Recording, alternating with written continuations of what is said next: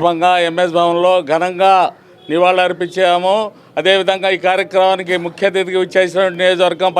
సమన్వయకర్త అబద్దయ్య గారికి, పరిశీలకులు మూర్తి గారి సత్యనారాయణ గారికి, ఈ కార్యక్రమానికి విచ్చేసినటువంటి తెలుగుదేశం పార్టీ శ్రేణులందరికీ కూడా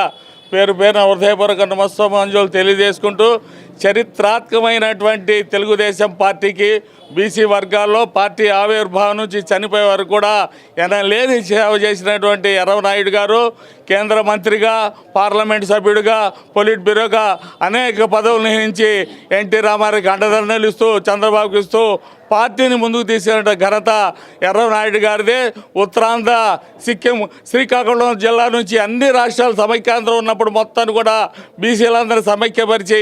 పార్టీని ముందు నడిపించే మహానాయకుడు, మహాయోధుడు. అదే బాటలో తెలుగుదేశం పార్టీ బీసీ నాయకుల్ని ఉర్రూతోలించి మంగళూరుతో కూడా చిరపరిచితులు. ప్రతి కార్యకర్త సంబంధం ఉన్నటువంటి ఎర్రవనాయుడు గారి స్ఫూర్తిని యువత ముందుకు తీసుకెళ్ళి